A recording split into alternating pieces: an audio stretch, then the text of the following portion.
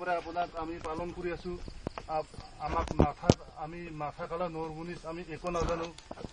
ডাইনে আহিলে বায়ে খেদাবি, বায়ে আহিলে ডাইনে খেদাবি, ভুল ভ্ৰান্তি হ'ব পাৰে। আমাক সকলো মানে কিবা বিপদ বিঘিনিৰ পৰা যাতে মুক্ত কৰে।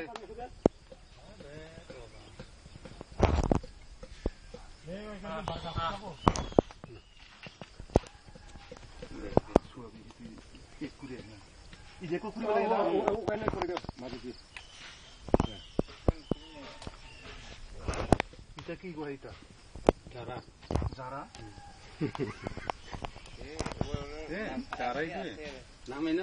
ঈশ্বৰ ঠাকুৰ যাৰা ঠাকুৰ ক'লে হ'ল। ঈশ্বৰ ঠাকুৰ যাৰা ঠাকুৰ আপুনি আপোনাকো আমি আজিৰ তাৰিখ দেৱতা সূৰ্যকালৰ দেৱতা হিচাপে বছৰে বছৰে যুগ যুগ ধৰি পালন কৰি আহি আছো। আপুনি যাতে আমাৰ এই আপাৰ মানিগঞ্জৰ ৰাইজৰ বিপদ বিঘিনি সকলো মানে ল'ৰা ছোৱালী ডেকা বুঢ়া সকলো যাতে বেমাৰৰ পৰা যিকোনো বিপদৰ পৰা যাতে ৰক্ষা কৰে। আপোনাক আজি আমি পূজা কি কৰি আছো।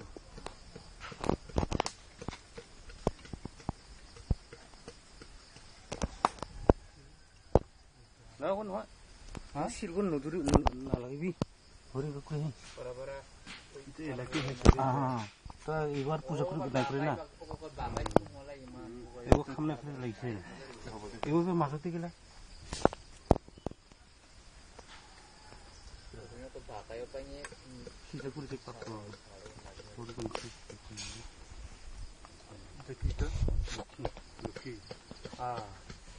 মা লক্ষী আজিকালিৰ দেৱতা নহয় সূৰ্যকালীৰ আজিকালিৰ দেৱী নহয় সূৰ্যকালীৰ দেৱী। আপুনি সম্পত্তিৰ ধান চাউলৰ মালিকনি আপোনাক পূজা নকৰিলে আপুনি ইচ্ছা কৰিলে ধানবিলাক পথাৰৰ ধান নষ্ট কৰি দিব পাৰে। যুগ যুগ ধৰি সূৰ্যকালৰ পৰাই আপোনাক আমি লক্ষী মা হিচাপে ধান চাউলৰ মালিক হিচাপে মালিকনি হিচাপে পূজা কৰি আহি আছো।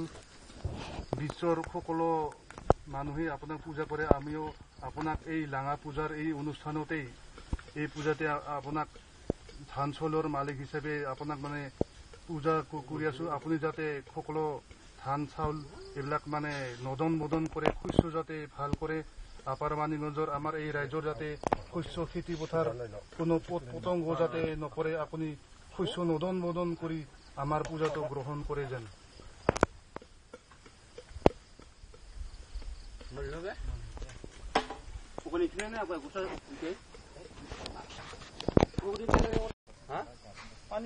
এইগিলা দিব লাগিছিল বা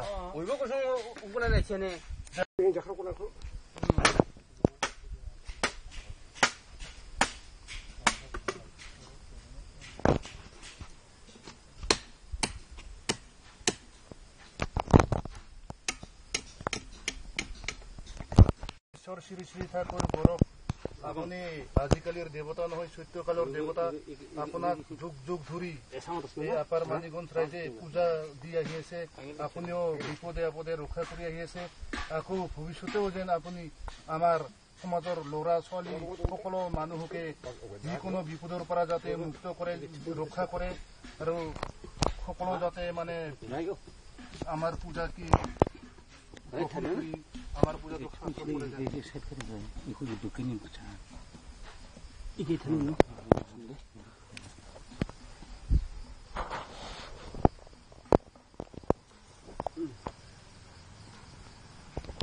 দেৱতা নহয় সূৰ্যকালৰ দেৱতা। আমি মাথা কালা নৰমুনিচ কিছু নাজানো। আৰু আপুনি আমাৰ কিবা দোষ ভুল ভ্ৰান্তি হলে ক্ষমা কৰি হলেও আমাৰ ভোগ পূজা যাতে গ্ৰহণ কৰে আৰু আমাৰ সকলো ৰাইজৰ সকলো মানুহকে যিকোনো শস্য কিবা সম্পত্তি যান বাহন যাতে যিকোনো ক্ষেত্ৰতে কিবা দুৰ্ঘটনাগ্ৰস্ত নহয়, যাতে সকলো বিপদৰ পৰা ৰক্ষা কৰে। তাৰ কাৰণে আপোনাক যুগ যুগ ধৰি পূজা কৰি আহি আছে আৰু পিছলৈ পূজা কৰি থাকিম।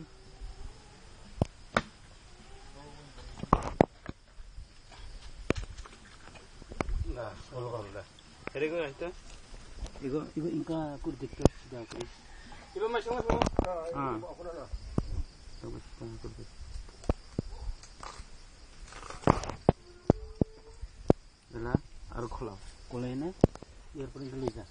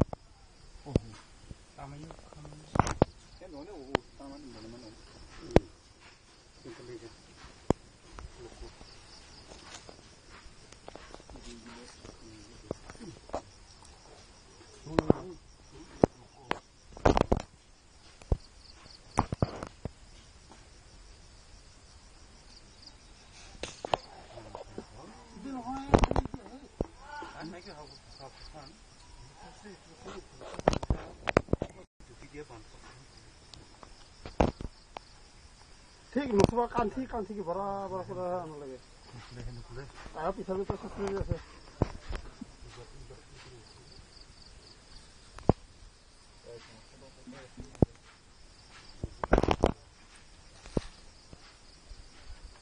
পানী ধৰি দিব লাগে